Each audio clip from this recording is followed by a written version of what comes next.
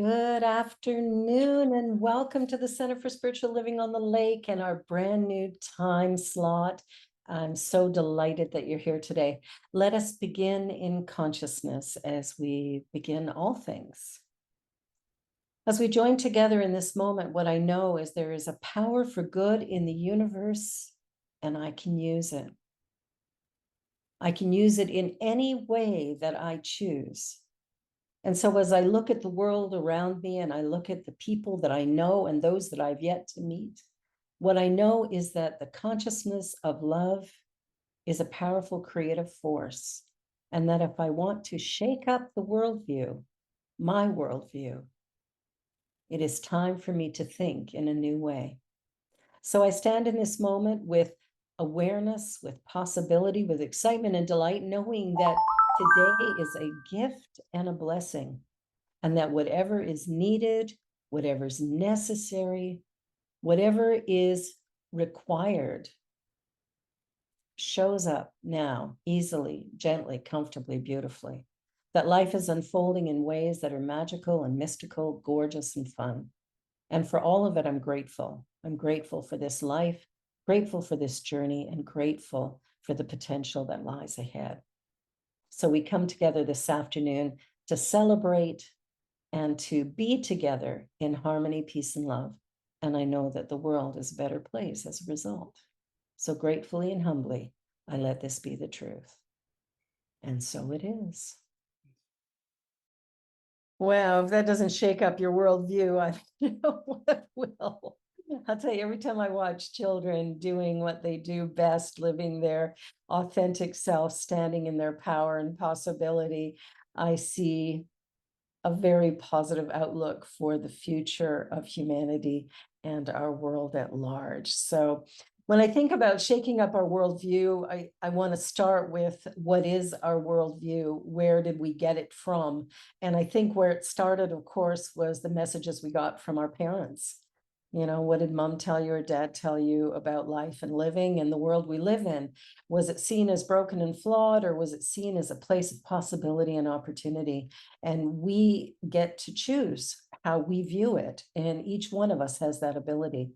So when I think about it, I think about my own worldview, and I know that it had to start with my parents. They, shared their ideas and thoughts and said what was right and wrong. And I believed them. And I'm sure most of us here believed the things we were told by parents, teachers, siblings, government officials, whoever we saw as being authority figures. And we're here today to talk about shaking that up a little bit and reevaluating the messages that we received and the way that we live so that we can begin to create a world that actually can sustain itself and will, in fact, be here for our grandchildren and great-grandchildren. I think that's an important thing to do. So when I think about the world and the way it is right now, what I know is that consciousness has created where we are, and consciousness is going to create where we go. Consciousness will create what happens down the road next week, next month, next year. Consciousness, write that word down. Consciousness is creating. I think this is one of the most important things for us to remember as we look at our own interactions day by day and moment by moment, because each one of us is creating our world. Each one of us is creating our own experience of life and living.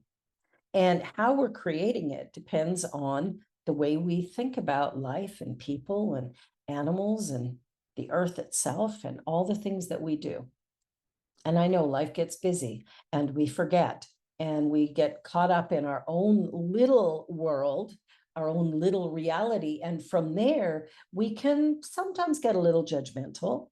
We can begin to look at the world as flawed and broken. We can get angry and upset and view others as making huge mistakes or destroying our environment or killing our people or causing wars. There's all sorts of experiences that we have that we will view based on our own worldview. So if we shake that up, I need a tissue.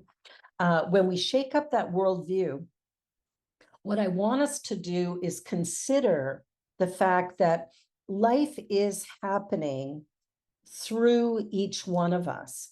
And as we begin to really live from our own authentic self, okay, the real self, not the masks that we wear so people will like us, or that our parents wouldn't get angry at us, or teachers would be accepting of us, or friends would decide to hang with us, but rather, who am I at the very core of my being?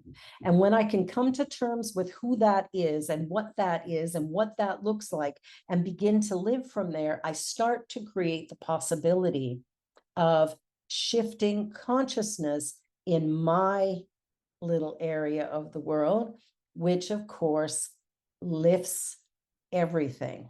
So as I begin to live more authentically, more honestly, more lovingly, compassionately, kindly, respectfully, as I respect the world around me, the people around me, as I respect my own body, my own life, my own journey, as I do that, consciousness is raised, not just for me, but all consciousness. And the reason for that is because we are all one, right? We live, move, and have our being within this universe. The universe is one system made up of a whole lot of space and not much else. But all of that, through thinking, manifests into form. So when we take a look at what we believe about life, where we're going, what we hope for, what we dream about, we have an opportunity to begin to create a world, to create our own world based in love. And I really, truly believe that love is the answer. That if we can check in moment by moment and begin to question our reactions, our frustrations, not to say they're bad and wrong, but to put them into perspective. So if I'm feeling frustrated by something, I have a choice. I can act out or I can reflect. And when I begin to reflect on what my emotions are, I start to see that inside myself, there might be some fear, there might be some sadness or grief. Whatever is going on inside of me, I now have an opportunity to look at it and find out, is it what I believe it is? Or is there something about it that is ready to be shifted and changed? Can I shift it?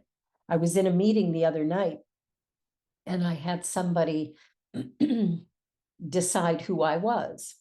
Even though they didn't know me, they decided that here's how I live my life.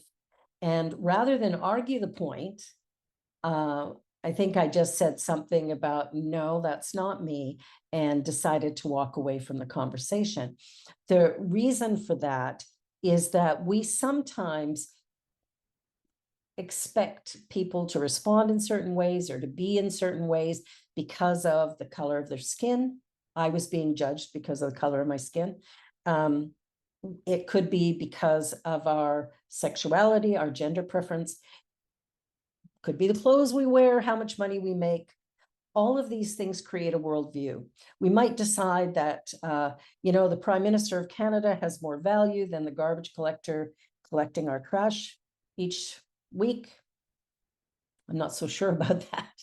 I kind of like my garbage collector, and I'm kind of glad he comes every week, he or she. What I know is that this journey that we're on requires us to assess and reassess how we are spending our time, what we think about people, what we think about the planet, and what we think about our part in all of it. And I think the most important that we can do as spiritual beings is begin to really honor and respect our unique nature. And by doing that and loving ourselves enough, what we do is, in fact, create a safe and sacred space where we are now willing to accept other people for who they are and where they are without necessarily judging or criticizing them. So the journey that we're on is really to figure out, how do we create a world that honors life, animal life, plant life, human life? How do we do that? How do we come to a place where we can be in the midst of chaos and challenge, but at the same time, be respectful. And by respectful, what I'm suggesting is that we don't necessarily decide what another person's motivations are without having a conversation with them, right? We don't go, oh, you're thinking this because you're that. We don't want to be pointing our finger at people and telling them who they are. What we want to do is honor instead the fact that we're all on a journey, that we are having this human experience, but we're all spiritual beings. And because we're spiritual, that's not something we have to acquire. It's who we are. And the struggle that we have in this human existence is figuring out how to live in this finite experience, given that we are infinite beings of infinite potential and possibility. So we begin to change the narrative a little bit. We begin to look at the world in a little bit different way. And by doing that, we actually can create some great peace and harmony and love in our world. And we can come to understand one another a whole lot better because we are willing to be curious about who somebody is and what they think and how they were raised and what their beliefs are and what food they like and what they enjoy reading and, you know, the music they love, that sort of thing. We can be curious. And I think curiosity is just a really valuable part of this journey that we're on. And then the other thing is to be vulnerable. I know. That joy of a paradox, calling us to be both curious and vulnerable. It's not always easy to do. And it seems a little bit, you know, a little bit like it could be a challenge, a little bit contradictory. How do I do this? Well, what I wanted to do today was just share with you a story about how our misperceptions about things can sometimes stop us completely, whereas if we, you know, continue to explore, we can find our way. So I'm going to share a story with you by Mark Nepo from the Book of Awakening. And he wrote, "We were up early, eager to walk the botanical gardens of Montreal, where they have the largest bonsai collection in the world outside of Asia. We strolled toward the Chinese temple garden, a lush yet simple retreat from the streets that covers acres, a place of renewal originally constructed in the 1600s in China and moved stone by stone to Montreal in 1990. As we approached the massive gate, it was locked. I panicked, ready to demand entry after driving 400 miles from another country to see this. So taking the time to just relax, Robert decided to treat the situation as if it were a cone, that is, a riddle to be entered until its very assumptions shifted. So we began to walk the outer wall of the garden. It seemed insurmountable. I was frustrated. He kept walking slowly along the high wall. Since the garden stretched for acres, I wondered if we would have to walk its entire perimeter. The thought made me cranky. He kept strolling. Suddenly, when we had walked farther than was originally in our view, the walls disappeared. It turned out the garden had no walls, save for the facade at its entrance. So we simply walked through the open grass to a path that welcomed us. How many thresholds that seem blocked or barred or locked only seem so from their initial viewing? How many opportunities for true living are barrier-free if we can only remove ourselves and our minds from their traditional points of entry? Well, I had a conversation with Reverend Sharon the other day, and I think, you know, I was definitely the person who was a little cranky because I couldn't figure out how something works. And what I can't figure out is Facebook.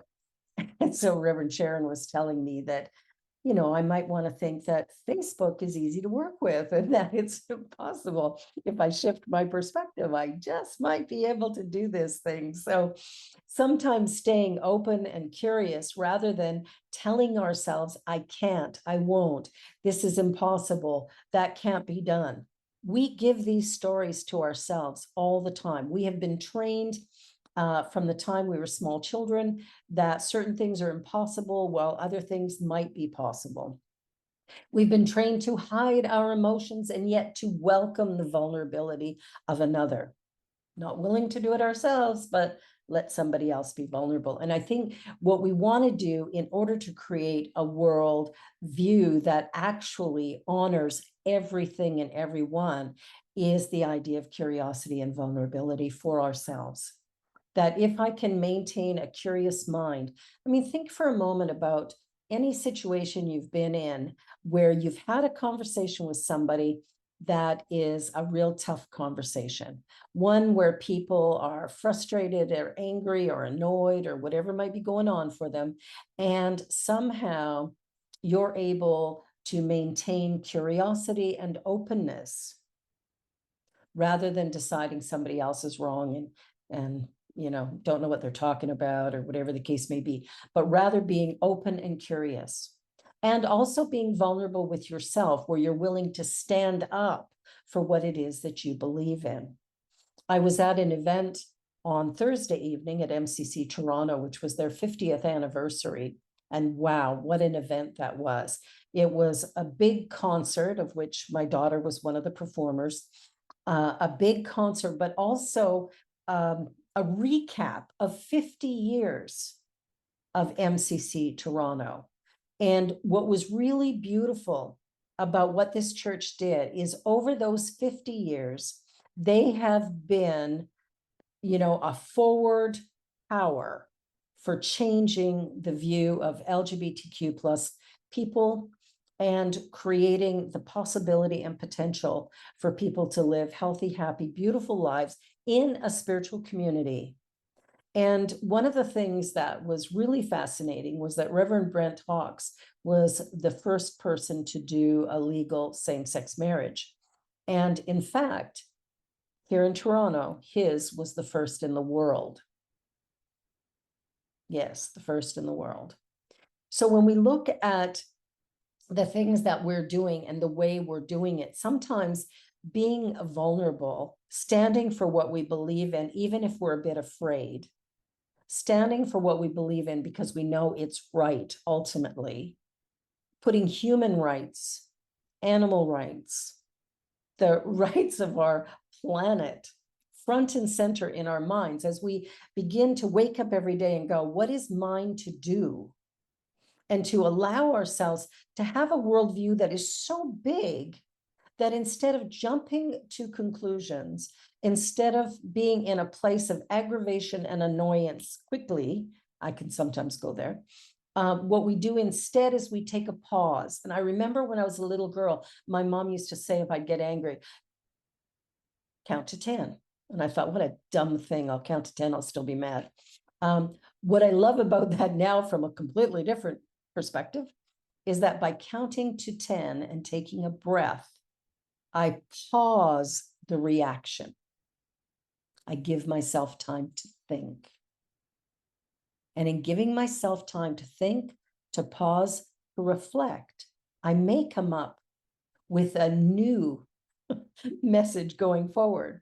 So instead of maybe getting angry and yelling at somebody, maybe I take a pause and go, tell me more about that. Tell me more about you. Every one of us have made mistakes. I cut a guy off in traffic a few weeks back, and he was pretty upset about it, to say the least. I didn't see him. I was going into a turn lane to make a turn at a corner. So I was going into the turn lane, and obviously, I don't know where he was, but somehow he was going in there too. Anyway, missed him. We didn't hit each other, but he was so angry. He took a pop bottle or whatever he had in his car and he threw it and hit the back of my car with it. And so I wasn't very happy about that. So I waved a bird at him. Oops, not very spiritual. Or maybe it is, I don't know. But I was pretty upset with him for doing that. We get a couple blocks further and, he's right up beside me. He hops out of his car and he takes a look because he thought I hit him which I did not. And then he got back in his car and drove off. Road rage, interestingly, is something I've seen a lot of in the last few days, last few weeks, which is fascinating. And I don't know if it's as a result of, everything that's going on in our world right now, that there's just so much confusion and so much upset. But it's time for us to really reevaluate how we show up in the world and the way we interact with one another. And for each one of us to take that moment to pause. And it's not always easy. We're not perfect. But here's what I try to remember each time I want to react, or when I've noticed that I have reacted, because that happens sometimes, is I want to ask myself, have I ever made a mistake? Have I ever made a mistake? And if I have made a mistake, has it caused somebody else upset, hurt, disappointment, aggravation? Odds are probably yes. And so I can pause there and go, that person made a mistake. Somebody cut me off in traffic. Can I just take a breath and go, we're all okay? Can I allow myself to be in a grocery store lineup and have the clerk be, a little too busy and maybe not notice that there's customers in front, and instead of getting upset with that person and reporting them to the manager, sitting back and having a conversation. Hey, how you doing? Oh, I see your name is Mary. Nice to meet you. Have a great day. Can we say something positive? Can we pause our own immediate reaction to the interactions of the world around us and begin to shift our worldview so that out of the idea of curiosity, we can find out what's happening for somebody else, or that willingness to be vulnerable where we go within ourselves and go, wow, this has really affected me. When have I felt this way before? What's going on for me? So as we begin to accept our own personal struggles, and then as we willingly notice that other people struggle as well, and we lovingly accept that that's the truth, we don't necessarily agree with their behavior, but at the same time, we don't need to react to it. We can, in fact, take a moment and maybe ask some questions, or even just in the quiet of our own minds, go, okay, there's something more going on here than what I know about. And so I've made mistakes in the past. If this person's made a mistake, I willingly forgive. And I think forgiveness is such a powerful part of a healthy worldview, that if we can begin to forgive one another, if we can begin to accept one another wherever we are, if we can come from a place of love and possibility with each other, at that point, we have a great opportunity to actually create a world that does work for the highest and best good of all of humanity and all life, period. So I invite you to just over the next few days, just reflect on, where did your worldview come from? And is it a worldview that you still believe today? And if not, what is a new worldview that you would love to have?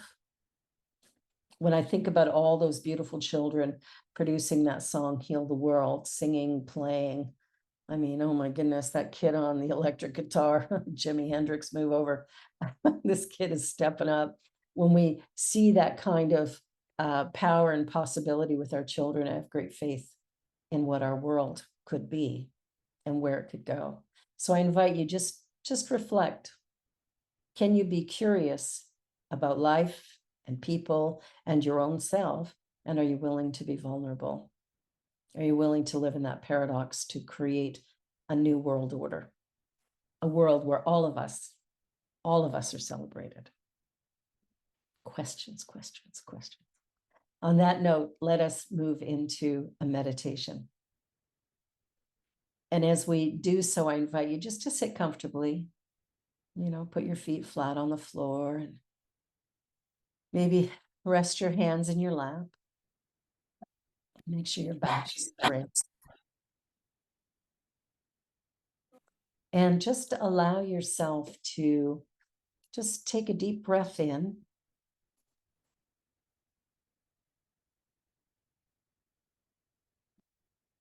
Closing your eyes if you feel comfortable.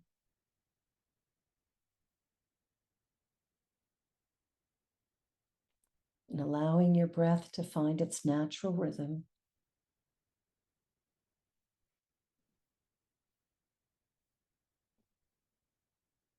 I invite you to imagine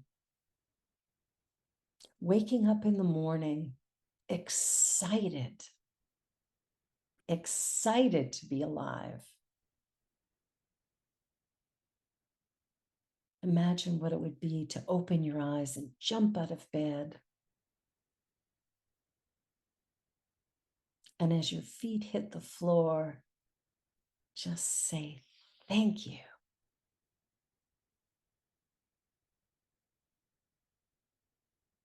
And with that feeling of gratitude, moving through your morning ritual, feeling alive and well, happy.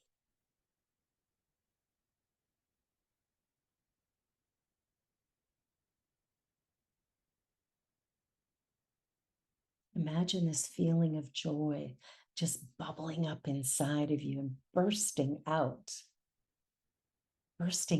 with laughter and big smiles from ear to ear.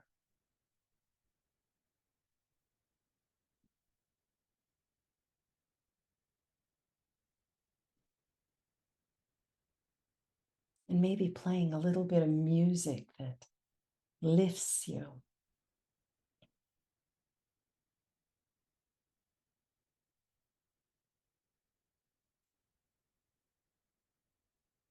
Imagine what song would be playing.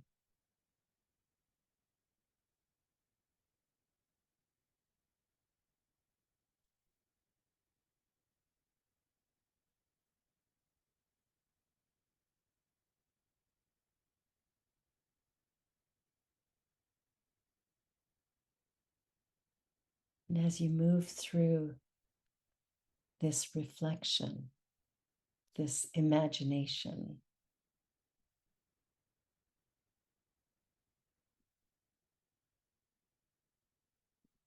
just notice how it feels, how you feel in your body, what excitement brings to your energy.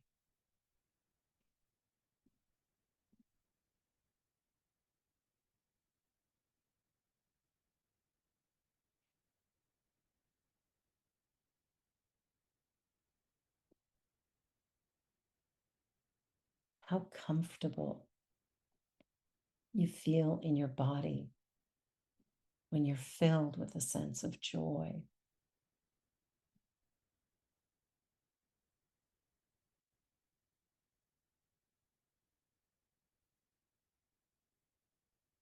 And with each breath, every breath you take, I invite you just to feel a greater sense of lightness,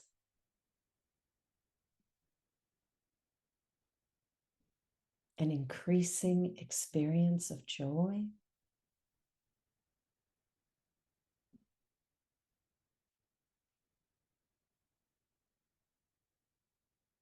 and a deep, deep feeling of gratitude.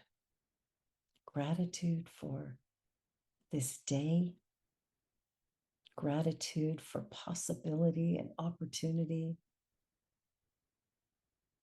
gratitude for excitement and delight.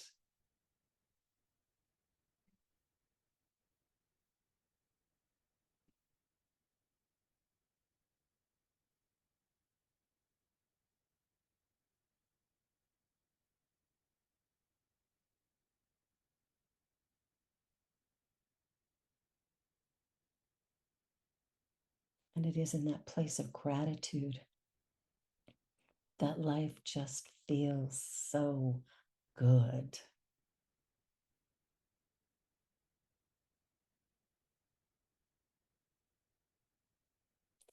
Taking a deep breath in And one more time, bringing that joy with you as we listen to another piece of music, welcoming a new world order.